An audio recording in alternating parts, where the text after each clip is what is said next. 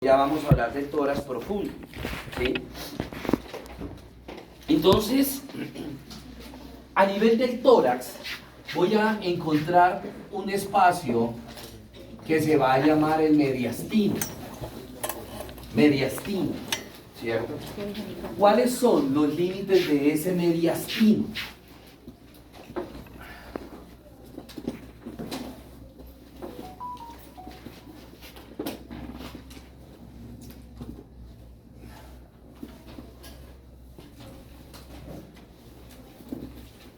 Haciendo un acto de fe, este es el tórax visto de lado.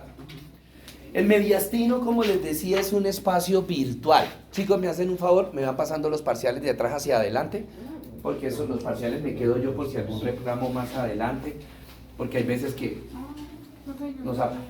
¿Señora? ¿Será él? No. No, pero ya tienes la nota acá, entonces ve que ya quedó en otro paquete. Porque tú lo presentaste fue en otro grupo, así fue que quedó ahí. Entonces,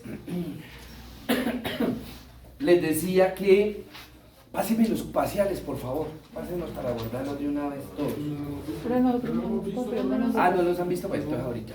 Bueno, entonces, el mediastino es un espacio que es virtual. ¿Qué significa espacio virtual? Hombre, que me lo imagine. ¿Por qué? Porque normalmente nosotros los vivos, pues ese espacio está ocupado, ese espacio está lleno. Ahorita veremos de qué está lleno, ¿cierto?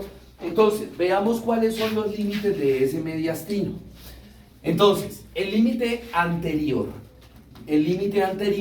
corresponde al borde posterior del esternón. Borde posterior del esternón. Ese es el límite anterior del mediastino. El límite posterior será la parte anterior de los cuerpos vertebrales torácicos. Cuerpos vertebrales torácicos. Límite superior. El límite superior es un plano inclinado.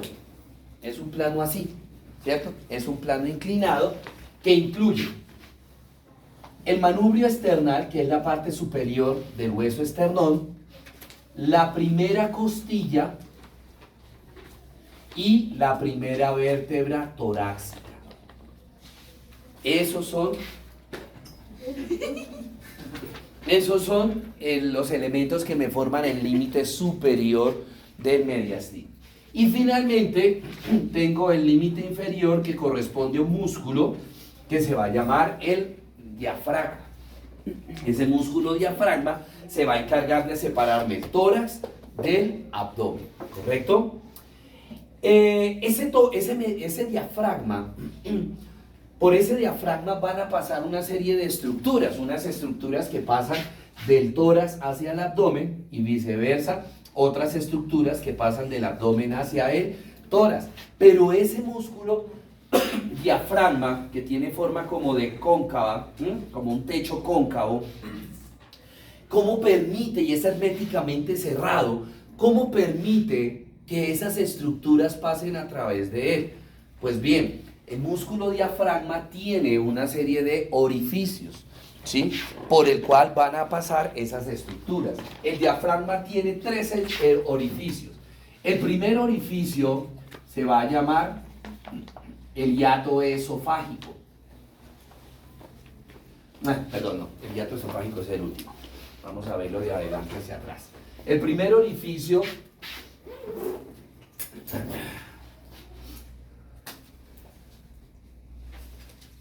veamos lo esofágico. El primer orificio va a ser el hiato esofágico. Por ese hiato esofágico, como el nombre me lo indica, va a pasar una víscera que forma parte del tubo digestivo que se llama el esófago, ¿sí? Y acompañando a ese esófago va a pasar dos nervios que corresponden al 10º par craneal, que posteriormente veremos cuáles son esos pares craneales, ¿sí? 10º par craneal. Por el hiato esofágico pasa el esófago y el 10º par craneal. Luego tenemos otro hiato, que es el hiato de la vena cava inferior.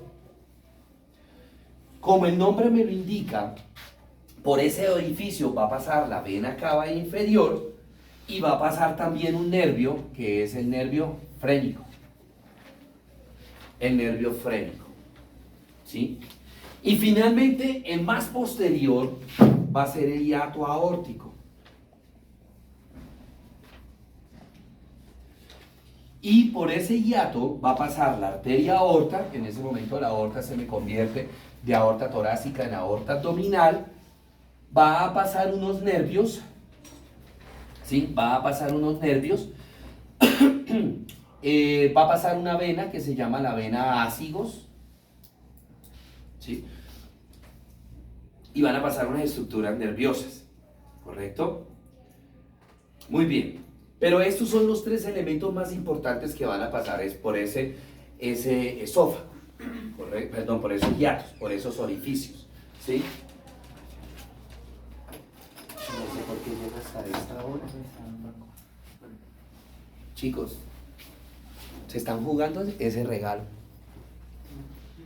No more. De ustedes depende. Muy bien. Entonces, ¿qué elementos voy a encontrar dentro de este hiato? Entonces, voy a encontrar unas vísceras. Como ya les decía, el hiato es algo imaginario. Voy a encontrar unas vísceras. ¿Cuáles van a ser? El corazón. Y recubriendo a ese corazón voy a encontrar una membrana que se va a llamar el pericardio. ¿Sí? Pericardio. Voy a encontrar unos grandes vasos, que ahorita vamos a ver, unos vasos tanto arteriales como venosos. Voy a encontrar una serie de estructuras nerviosas. Voy a encontrar el décimo par craneal, voy a encontrar el nervio frénico, voy a encontrar unos vasos venosos más pequeños, que van a ser la vena ácigo, la vena hemiácigos, ¿verdad? Voy a encontrar una glándula por acá que se va a llamar la glándula timo. El timo es una glándula endocrina que tiene la función tiene una función inmunitaria, convertir un tipo de glóbulos blancos que se llaman linfocitos, los convierte, los especializa en unos linfocitos T, ¿sí? ¿Qué más voy a encontrar? Ese timo, cuando el niño nace, es una glándula grande, pero en la medida que ese niño va creciendo, ¿sí?, se va involucionando, de tal manera que a la edad de los 12 años ya nosotros no tenemos timo, sino que ha sido convertido en una bola, por así decirlo, de grasa. Es decir, que a estas alturas del paseo nosotros no tenemos ya timo, ¿correcto? Voy a encontrar otro órgano, como es el esófago, ¿cierto? Muy bien, entonces vamos a hablar ahora del corazón.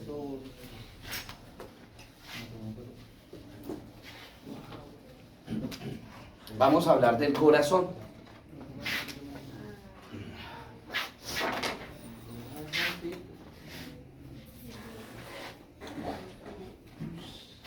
El corazón es un órgano que se encuentra ubicado en la parte del mediastino anterior.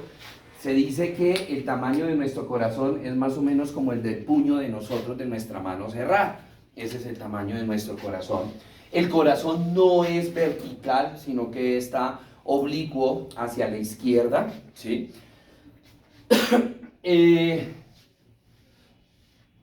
Tiene la función, en términos generales, de bombear la sangre hacia todo el cuerpo. El corazón está constituido por 4 cavidades, 2 cavidades superiores, ¿cierto? 2 cavidades superiores que se van a llamar aurículas y 2 cavidades inferiores que se van a llamar ventrículos, ¿correcto? Entonces vamos a tener una aurícula izquierda y una aurícula derecha. Vamos a tener un ventrículo izquierdo y vamos a tener un ventrículo derecho, ¿cierto? Sí, señor. Ahora, los ventrículos, como ustedes pueden observar en el dibujo, son cavidades más grandes que las aurículas. ¿Por qué? Porque a partir de los ventrículos se va a bombear la sangre, o ya sea hacia la circulación mayor o hacia la circulación menor, ¿correcto? Y entre los dos ventrículos, el ventrículo izquierdo es mucho más grande que el ventrículo derecho. ¿Por qué? Porque, como vamos a ver ahorita más adelante, a partir del ventrículo izquierdo se inicia lo que se llama la circulación mayor o circulación sistémica, ¿sí? Muy bien. El corazón, desde el punto de vista histológico, estructuralmente, está formado por 3 capas. Si yo agarro un pedazo del corazón, miro que está constituido por 3 capas, que de adentro hacia afuera van a ser: la capa más interna se va a llamar endocardio, o sea, la capa que está más profunda dentro del corazón se va a llamar endocardio. La capa intermedia se va a llamar miocardio, que es la capa músculo, entonces es la capa muscular del corazón, es la capa más gruesa del corazón. Y finalmente la capa más superficial se va a llamar epicardio, es la capa más superficial, es la capa más pequeña o más delgada que tiene el corazón, ¿sí? El corazón va a estar protegido por una bolsa, que ya les había dicho anteriormente, que esa bolsa se va a llamar el pericardio.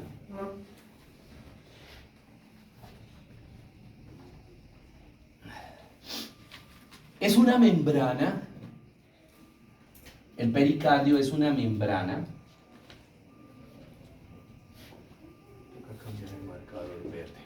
Bueno, es una membrana que está, ojo, los libros dicen que el corazón está dentro del pericardio y no es así. El corazón no está dentro del pericardio, porque si estuviera dentro del pericardio estaría metido acá. Y no, simplemente que el pericardio protege al corazón, ¿sí? Ese pericardio tiene 2 hojas, ¿sí? Tiene una hoja fibrosa, que es la capa más superficial del pericardio, es la capa más exterior, la que va a estar en contacto con los pulmones, va a estar en contacto con la reja costal, la capa fibrosa. Y la capa más interna, que va a ser la capa serosa. Esa capa serosa, a su vez, se subdivide en 2. En una hoja parietal, que es la que está en contacto, se pone en contacto con la capa fibrosa, y en una hoja visceral, que es la que está tocando que está tocando el corazón, es la que está pegada al corazón, ella el epicardio, ¿cierto? O sea que, perdón, alguien que me permites tu chaqueta. Esta. Imaginémonos que yo soy el corazón. Entonces, sucede esto. Se repliega el pericardio. ¿Dónde? Aquí arriba vamos a ver ahorita que existen los grandes vasos, unos vasos arteriales y venosos grandes. Entonces, cuando el pericardio llega a esos grandes vasos, hace esto. Se devuelve, se repliega, ¿cierto? Se replegó. ¿Sí? Entonces, todo es pericardio. Esta hoja de acá, esta, es la hoja fibrosa, la que va a estar en contacto con las costillas, va a estar en contacto con los pulmones. Y esta hoja que está pegada al corazón es la hoja serosa y se divide en 2. En esta capa que va a ser la parietal y en esta que va a ser la visceral. Y la visceral es la que está pegada al corazón. Y como ustedes se dan cuenta, hay un espacio en medio de las 2 capas, de la capa serosa y de la capa fibrosa. Ese espacio se va a llamar el espacio pericárdico. Y dentro de ese espacio pericárdico hay un líquido que se llama líquido pericárdico, ¿sí? Entonces esto sería 5, el pericardio.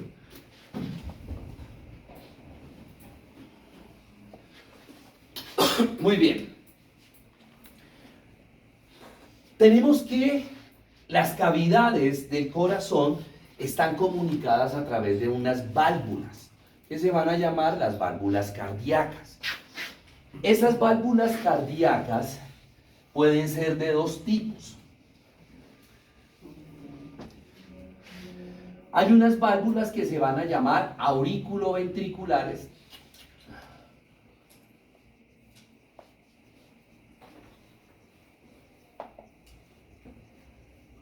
y otras válvulas se van a llamar semilunares o sigmoideas.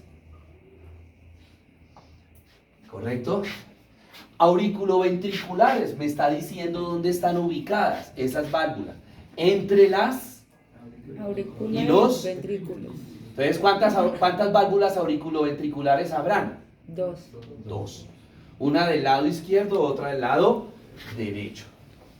¿Cierto? Entonces, la válvula que comunica la aurícula izquierda con el ventrículo izquierdo se va a llamar válvula mitral. La mitral es la que permite la sangre, el paso de la sangre de la aurícula izquierda al ventrículo izquierdo. Y la válvula que permite el paso de la sangre de la aurícula derecha al ventrículo derecho, válvula mitral. Y la otra válvula es la válvula tricúspide o tricuspidia, cualquiera de los dos nombres pueden usar. Entonces, la válvula que permite el paso de la sangre de la aurícula derecha al ventrículo derecho se va a llamar la válvula tricúspide. ¿Sí? Esas válvulas son como una puerta. ¿Sí? Cuando el corazón se contrae, se abre, pasa la sangre de una aurícula a la otra aurícula y se cierra herméticamente. Se cierra herméticamente, permanentemente, ¿cierto? Está sucediendo ese proceso. Por eso el corazón tiene dos momentos. Un momento que se llama diástole y otro momento que se llama sístole. Y esos momentos me están indicando el paso de la sangre de una cavidad a la otra cavidad. ¿Listo? Entonces ya vimos el primer tipo de válvulas, las válvulas auriculoventriculares. Ahora tenemos el segundo tipo de válvulas, las válvulas semilunares. En algunos libros, y es lo mismo, lo van a encontrar como válvulas sigmoideas, semilunares o sigmoideas. Cualquier nombre pueden utilizar, ¿sí? Preferiblemente para mí, mi escuela me enseñó semilunares. En otras escuelas le van a enseñar sigmoideas, ¿sí? Lo que pasa que, ¿por qué no se usa casi el nombre de sigmoideas? O es mi consejo, porque vamos a ver que en el recto o en el intestino grueso hay una parte del intestino que se llama sigmoides. Entonces se puede llegar a confundir. Pero igual, en sus sitios de práctica, cuando un ecocardiograma, etcétera, ustedes van a escuchar que algunas personas dicen, no, que las válvulas sigmoideas. Entonces ya saben ustedes a qué se está haciendo referencia. Muy bien. Entonces vamos a tener unas válvulas sigmoideas que se originan en los ventrículos. ¿Sí?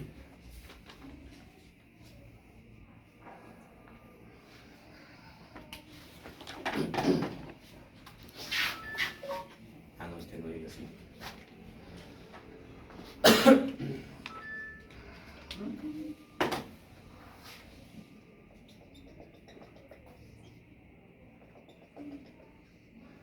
Listo.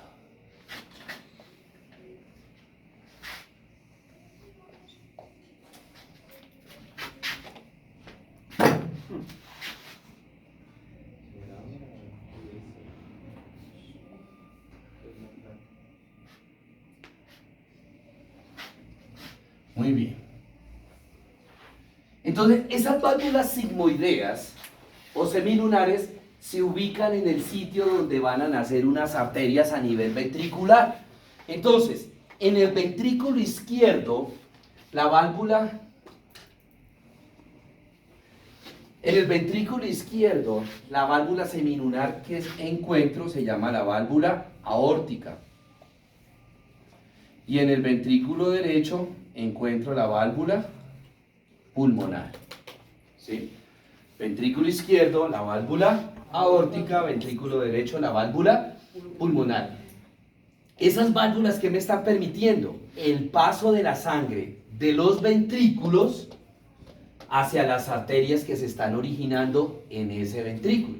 O sea que la válvula aórtica permite el paso de la sangre del ventrículo izquierdo a la arteria aorta. La válvula pulmonar va a permitir el paso de la sangre del ventrículo derecho a la arteria pulmonar. ¿Sí? Si ustedes se acuerdan, por ahí yo les decía, ¿cuál es la definición de una arteria? Pues es un vaso sanguíneo que nace, ¿en dónde? En el corazón. O se aleja del corazón. Ya nosotros con la circulación de extremidad superior e inferior vimos cómo se iban alejando del corazón esos vasos. ¿Cierto? Bueno, muy bien. Perfecto. El corazón, a nivel ventricular, hay una pared que está separando los dos ventrículos. Y esa pared se va a llamar tabique interventricular. Es grueso ese tabique, es grueso. Pues dependiendo el tipo de corazón, entonces es una pared gruesa para que no permita que se vaya a dilatar mucho el ventrículo. Muy bien. El corazón está formado por 4 tipos de músculos. El corazón está formado por 4 tipos de músculos. 3 músculos de los 4 se encuentran en los ventrículos. 3 músculos de los 4 se encuentran en los ventrículos. Ya vimos un primer músculo, ¿se acuerdan cuál era? Ya vimos un primer músculo, ¿se acuerdan cuál era? Cuando yo dibujé las capas del corazón, la capa intermedia, ¿cómo se llamaba? Miocardio. El primer músculo es el miocardio. Ese músculo me está formando toda la pared de los ventrículos. Toda la pared de los ventrículos. Y también me está formando el tabique interventricular. ¿Cierto? El segundo grupo de músculos lo encuentro allá en el endocardio, allá en lo profundo. Voy a dibujar un solo lado o un solo pedazo. Son unos músculos como a manera de tubitos, músculos sí, como tubulares, que se entrecruzan entre sí formándome como una malla. ¿Sí? Y esos músculos se van a llamar los músculos trabeculares. Músculos trabeculares.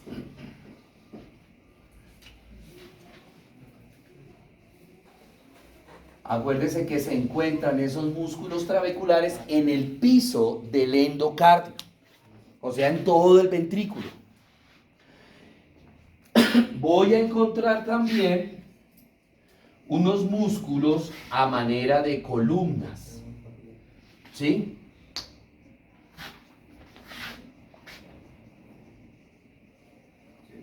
Que me forman como unos pilares, como unas columnas.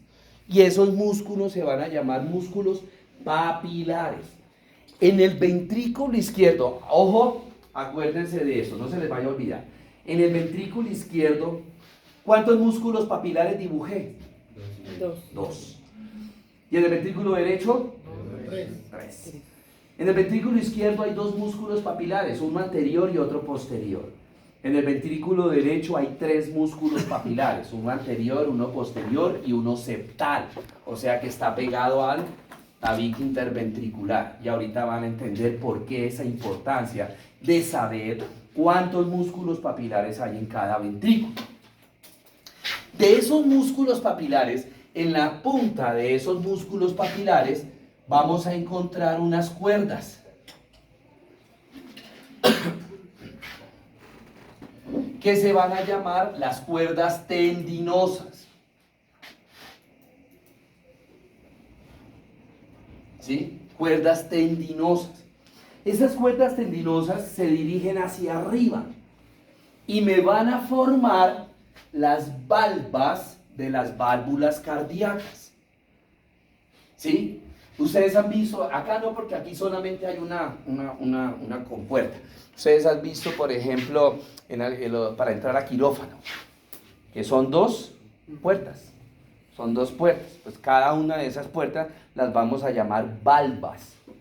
¿Sí? Las vamos a llamar valvas, ¿correcto? Entonces, ¿cuántas valvas tendrá la válvula mitral? ¿Cuántas valvas tendrá la válvula mitral? Dos. Por eso también algunos libros la llaman bicúspide. Mitral o bicúspide, porque tiene dos valvas. ¿Sí? Entonces ahora entendemos por qué es importante saber que en el ventrículo izquierdo solamente tenemos dos músculos papilares, porque acuérdense que de esos músculos papilares se originan las cuerdas tendinosas, y de las cuerdas tendinosas se originan las valvas que forman las válvulas cardíacas. ¿Sí? La función de esas valvas, de esas cuerdas tendinosas es evitar la regurgitación o evitar la abulsión de las valvas de la válvula cardíaca. La válvula sí hace esto, se abre, pasa la sangre de la aurícula al ventrículo y se cierra herméticamente. La válvula no hace esto. Eso se llama abulsión. Cuando se va hacia arriba la valva o las valvas, eso se llama abulsión. ¿Y será normal que la valva se vaya hacia arriba? No, porque permitiría, el daño puede ser que solamente una se abulsione, o pueden ser las dos. En el evento que a una o las dos valvas se abulsionen, ¿qué va a suceder? La sangre pasaría no a la aurícula. No. Sí. Que la sangre que quedó acá en el ventrículo se regurgita, se devuelve y pasa a la aurícula. Y vamos a tener, y eso lo voy a explicar bien si Dios quiere, si sigo trabajando acá, en patología. Imaginémonos que esta es la aurícula y allá el ventrículo. ¿Sí?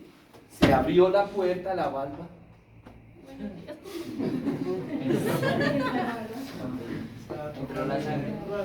Su merced, ¿por qué llega hasta esta hora? Es que por tanto el ventrículo está cerrado y me tocó así morir vueltas para conectar. Entonces, no, imaginémonos que allá es aurícula y acá es ventrículo, para no hacer abulsión. Entonces, se abrió la compuerta, pasó la sangre de la aurícula al ventrículo, se cerró herméticamente. ¿Sí? Y aquí este ventrículo, pues ya la sangre pasa del ventrículo hacia las arterias por las otras válvulas, ¿cierto? Eso es lo que normalmente ocurre. Perdón. Pero en algunos pacientes esta puerta, al cerrarse, pues no la voy a dañar, se va a ir para acá. No es que vaya a cerrarse, sino que se abre hacia acá, se abulsiona. Entonces, ¿qué pasa? Que sangre, va a haber sangre acá en la aurícula que se vuelve a pasar para el ventrículo. Eso es lo normal, ¿cierto?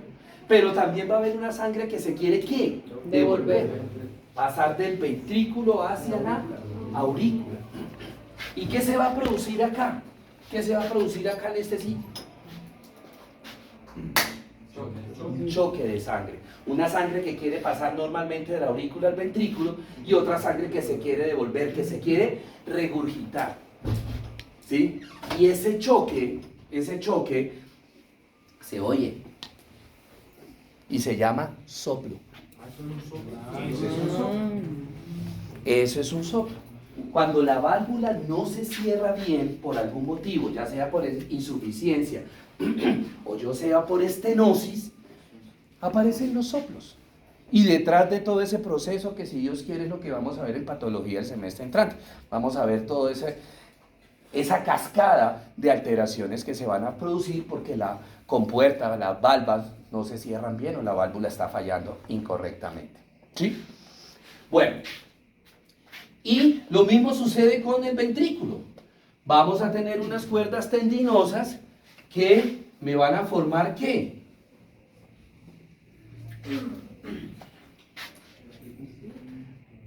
Me van a formar la válvula tricúspide. ¿Cuántas valvas tendrá esa válvula? 3.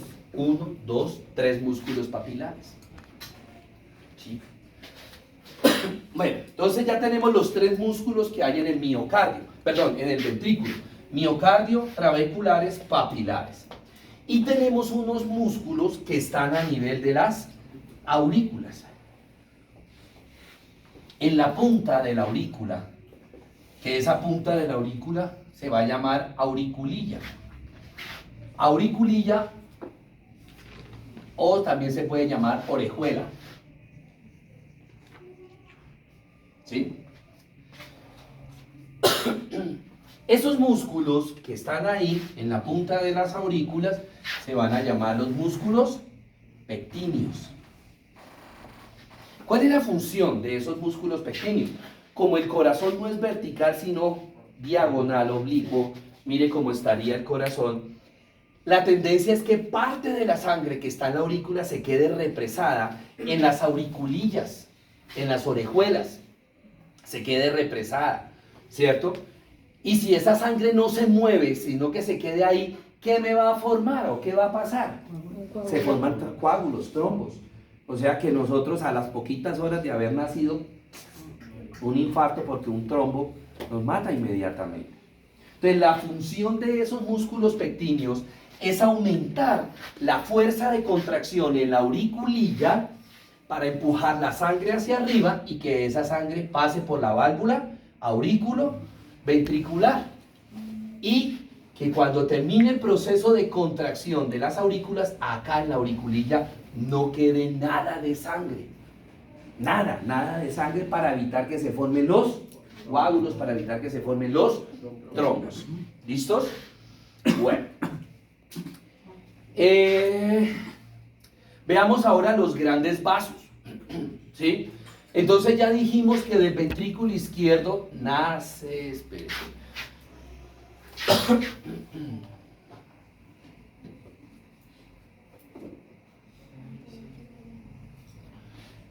En el ventrículo izquierdo nace una arteria que se llama ¿cuál? Aórtica. La arteria aorta.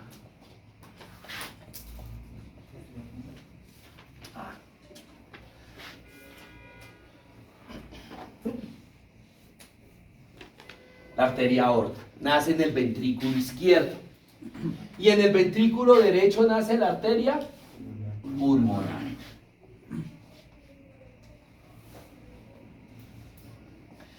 Tan pronto la arteria aorta nace en el ventrículo izquierdo, inmediatamente me da 2 arterias, una izquierda y otra derecha, que son las arterias encargadas de irrigar, de nutrir el corazón.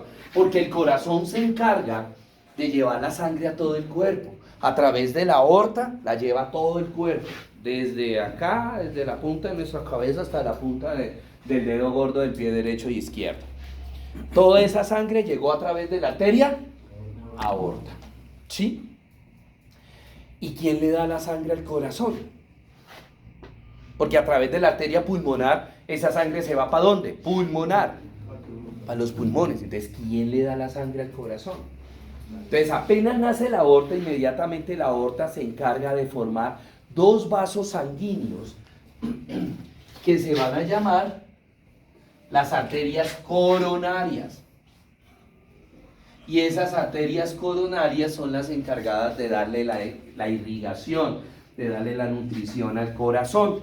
Y ustedes han escuchado que esas arterias coronarias se pueden tapar parcial o totalmente, generarme las anginas de pecho, generarme los infartos.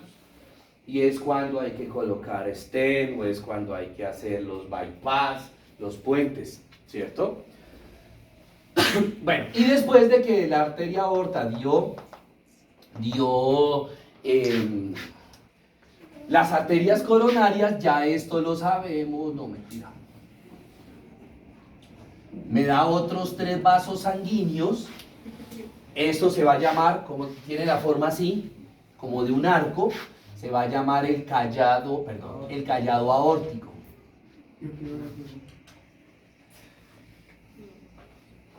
Y de ese callado aórtico salen 3 vasos sanguíneos muy importantes, que va a ser el tronco brachiocefálico de medial hacia lateral. Tengo el tronco brachiocefálico. Luego tengo la arteria carótida primitiva izquierda y luego tengo la arteria subclavia izquierda. Ya nosotros conocemos la arteria subclavia, que es la que se encarga de irrigar la extremidad superior. Pero si tenemos una arteria carótida primitiva izquierda y subclavia izquierda, debe haber también derechas, ¿cierto? Entonces, ¿qué sucede? Que una vez se formó el tronco brachiocefálico me da 2 ramas, se me divide en 2.